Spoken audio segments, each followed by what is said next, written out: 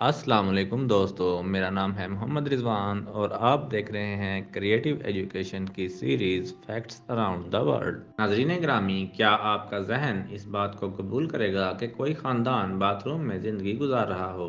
یقیناً نہیں، مگر یہ حقیقت ہے۔ آسٹریلیا کے ایک خاندان کے 3 افراد باتھ روم میں زندگی گزار رہے ہیں۔ ملازمت سے برطرف ہونے کے بعد اس خاندان کا سربراہ اپنے گھر کی اسکات دینے سے قاصر تھا، چنانچہ ان کا گھر ضبط کر لیا گیا اور بے گھر ہونے کے بعد اس خاندان نے $150 ماہانہ کرائے کے عوض ایک پبلک باتھ روم میں پناہ لی۔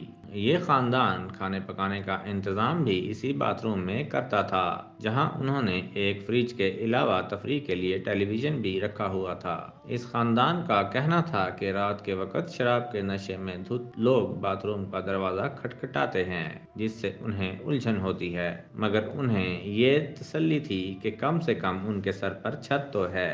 ناظرین گرامی، کرۂ ارض کے جنگلات میں ایک ایسا درخت بھی پایا جاتا ہے جس سے رسنے والے مائع میں نکل جیسی قیمتی دھات بھی موجود ہوتی ہے۔ فرانس کے زیر تسلط بارانی جنگلات میں نایاب ترین درخت پائے جاتے ہیں، جن میں سے ایک پائس نینڈرا ایکویمنٹا ہے، جو سبزی مائل نیلنگوں مائع خارج کرتا ہے، جس میں بعض حوالوں کے مطابق 25% نکل پائی جاتی ہے۔ اگرچہ مختلف درختوں سے خارج ہونے والی رال اور گوند سے کئی کارآمد اشیاء برآمد ہوتی ہیں، لیکن یہ درخت زمین میں موجود نکل کو جذب کر کے اسے اپنے گوند میں شامل کرتا ہے۔ رپورٹ کے مطابق دھات جذب کرنے والے درخت بہت نایاب ہیں۔ فرانس کے جنگلات میں اس درخت کے 65، ترکی میں 59 اور کچھ درخت برازیل اور فلپائن میں بھی پائے جاتے ہیں۔ اس پر تحقیق سے انسانی امراض اور دیگر شعبوں میں بہت مدد ملے گی۔ ناظرین گرامی، کیا آپ نے بنا سر والا مرغا دیکھا ہے؟ جی ہاں، آپ نے صحیح سنا، بنا سر والا مرغا۔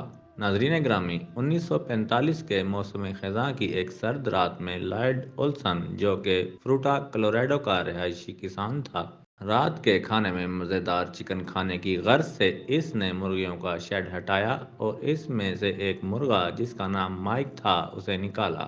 لائیڈ اولسن ایک تجربہ کار انسان تھا، لیکن اس بار غلطی سے اس نے مرغے کو گردن سے تھوڑا اوپر کاٹ دیا۔